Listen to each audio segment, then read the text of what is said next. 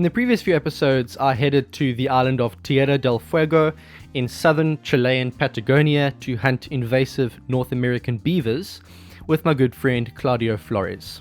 We not only had a fantastic few days of hunting, but we also had the privilege of camping right at the edge of a beautiful lake and having some close encounters with some of Patagonia's wildlife. This episode takes us back across the Magellan Strait to mainland Chile, where we'll be hunting rabbits. But the story doesn't begin here. It begins in the mid-18th century. The European rabbit was introduced to Chile a few hundred years ago for commercial reasons, and it all started off pretty well with the trade of both meat and fur flourishing, but we all know how quickly rabbits breed, and eventually their numbers just got way out of control, to the point where the Department of Environmental Affairs decided to intervene, and just across the Magellan Strait, where we'd been hunting beavers for the past few weeks, we see evidence of a disease called myxomatosis, introduced as a virus to control the rabbit numbers. The millions of rabbits that used to live on the island have pretty much all been wiped out. The area we'll be hunting today has not been influenced by the virus, so the rabbits are all over the place, and instead of unleashing biological warfare, Claudio and I prefer the quick and painless method of pest control, also known as air rifle hunting. Right, well, we're just preparing here to go out and shoot some rabbits. I've decided to switch things up a bit and use the wildcat. It's been a long time since I've used a wildcat, and Claudio just happens to have one. So we've basically taken the Aztec scope that we had on the Impact the other day, the 3-18, and we've put it on the wildcat, and there's not much wind today, so we're hoping that the 2.2 will be enough. It should be. It's a caliber that I'm very used to. It's a gun that I'm very used to, and it's a scope that I'm obviously very used to as well, having owned Aztec scopes myself and having co-designed the reticle. I've got a bit of experience with it. 5 magazines, 8 shots per magazine. The gun's very capable. It's basically putting pellet on pellet here, 30 meters when I'm zeroing it, and I'm expecting the shots to be about between 30 and 70 meters, so it should be perfect. Got good weather, so let's head out and see what we can get. We head to one of Claudio's hunting spots, a large open area with a few little hills and rabbit holes everywhere. And things start off well with a nice close shot at a jackrabbit.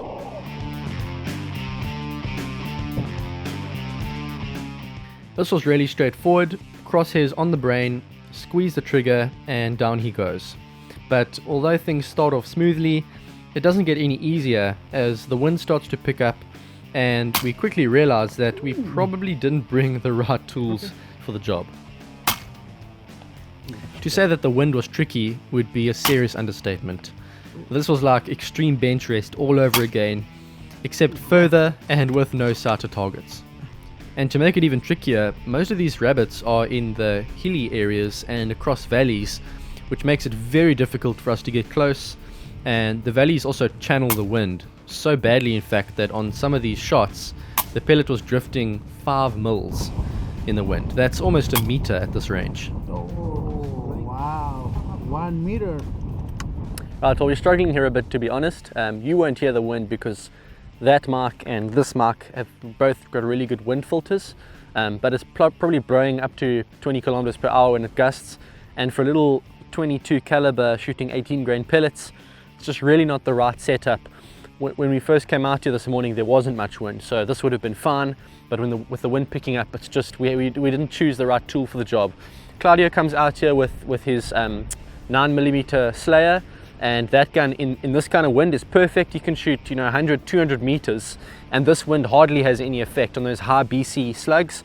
But when you're shooting Diablo pellets, especially small Diablo pellets like this, it's really, the wind drift is a lot more. So yeah, we just didn't choose the right tool for the job. I should have brought the 30 caliber Impact out, but I think we might come back here later with the Impact in 30 caliber and see what we can do, because we're really struggling here and we don't want to risk the long shots.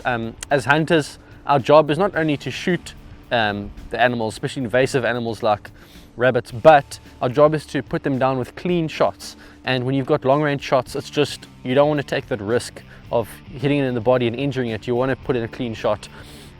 and I just don't feel comfortable doing that with this gun at the moment. So if we see rabbits maybe 50 meters or jackrabbits 50 meters, we'll take the shot, but these longer shots over here, not going to risk it. So we'll take another drive around, see if we can get some close shots. If not, we'll come back with the impact in 30 caliber and see what we can do.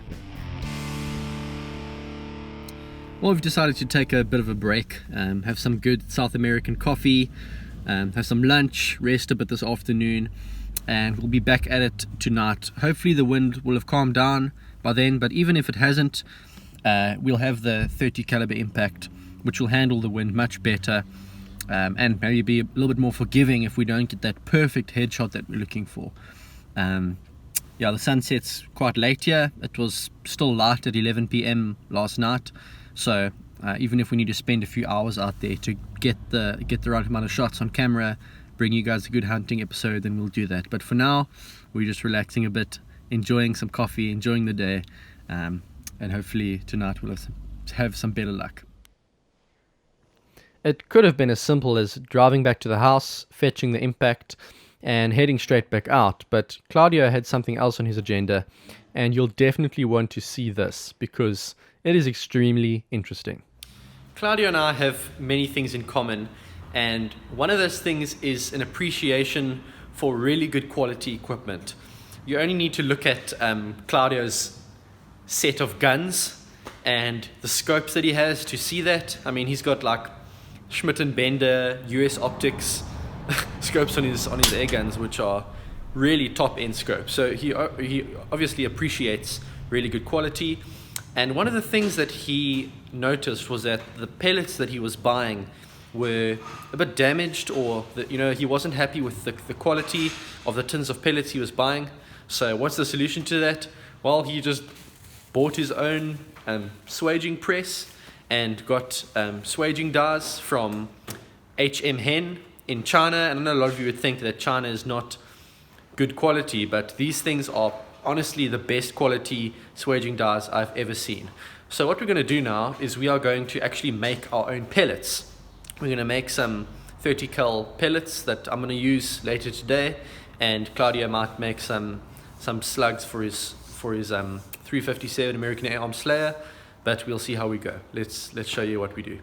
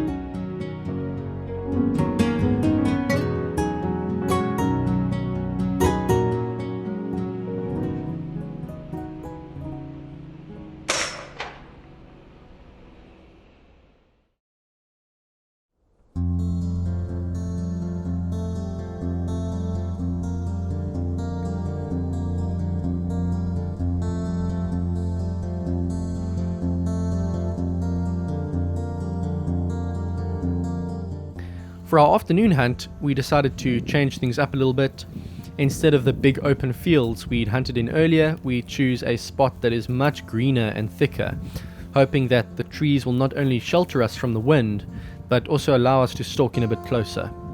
There are sounds of rabbits everywhere, but the thick vegetation is proving to be quite difficult, as the rabbits we do spot tend to see us long before we see them, and are spooked down their holes before we get an opportunity to shoot. Well, we're now just walking through a section here that's very different to what we were hunting earlier. Earlier we were hunting in very open areas where we needed to take very long shots. It's very thick over here and lots of hills and lots of long grass.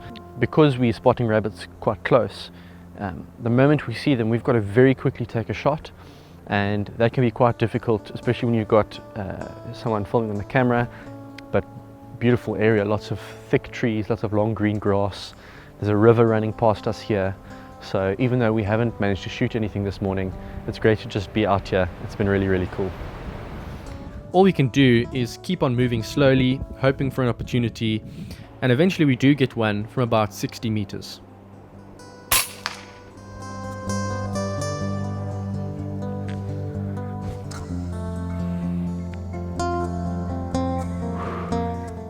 Finally.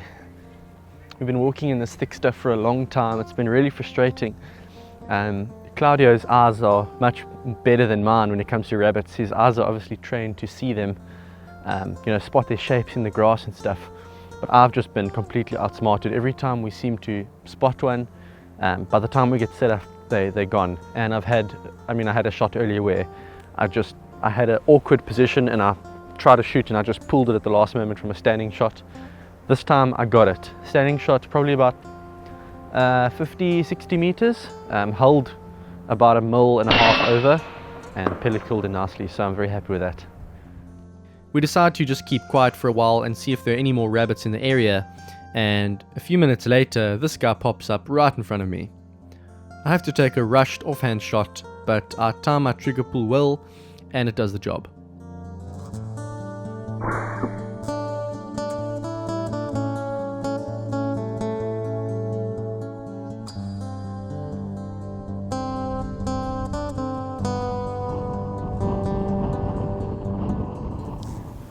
Slight change of tactics. We've been walking around a lot and it's been really tough on these close shots because the rabbits spot us before we spot them, and there's just no time to set up for the shot. They're gone. So we're gonna wait on top of this hill. There's a nice grassy spot out in the sun at the bottom. We're hoping the rabbits will actually come out into the open and present us with shots. So we're actually just sitting down and enjoying the scenery and enjoying the sun that's just come out. And waiting. It's a waiting game.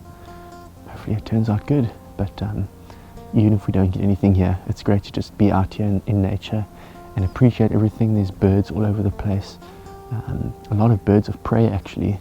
I'm guessing their staple diet is rabbit. But yeah, it's good to just be able to appreciate nature, and if we get a rabbit, that's a bonus. Now it's just a waiting game as we relax a bit in the shade and keep an eye out for movement in the valley below. Claudio keeps scanning the grass with his rangefinder, and eventually we get an opportunity from about 73 meters. And again, it's a miss.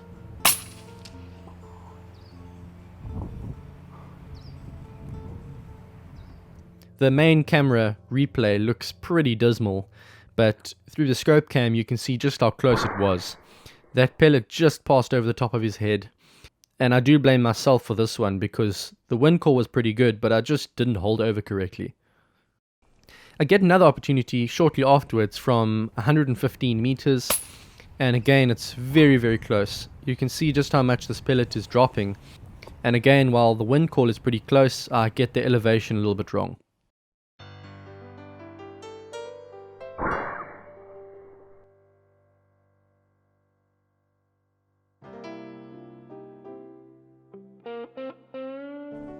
At this point, we head back to the truck, a little disappointed, wishing we'd made more of opportunities, but on our way back we get a few more quick chances from really close, and we definitely make them count. We spot these two rabbits sticking their heads up out of a warren, and it's by far the easiest shot of the day. You can see just how hard the 30 caliber hits here. Definitely more power than I'm used to back home. The commotion brings up another pair of ears, and again, it's a pretty straightforward shot. It's funny how you can labor so hard for such a long time, only to find success as you're about to call it quits. And that's where we're going to bring this episode to a close, but it certainly isn't the end. In the next episode, we are going to conclude the Patagonia series with one last rabbit hunt with the Impact. I hope to see you then. Thanks for watching. And I'm going to end this one with a word of thanks for the people who made this whole series possible. Guys, I just want to take a moment to thank a number of people who made this whole experience possible. Number one, Claudio, who's on camera duty at the moment. He's been just so great in hosting me over the past few days. He's taken me on some amazing hunting trips. I really could not have done this without him, without his hospitality. And you know the best way to thank him, I'll put a link to his channel down in the video description below, and you can check it out. He hunts in this beautiful country, this beautiful landscape all the time. He shoots interesting animals using fantastic guns. So you can look at his channel. I think you'll really enjoy his stuff. I'll put that down below. And then secondly, I want to thank FX. Without FX, I would not be able to go on this trip either. They basically offered to cover the cost of my flights, which is amazing. They've been extremely generous. And they also sponsored this scope cam that you're seeing here. So all these super high quality scope cam videos are thanks to this camera. I could not afford this camera by myself. FX basically offered to give me this camera, which is amazing. So yeah, you know the best way to thank them as well. Check out their products. You can see what this gun can do. It's fantastic. So take a look at that.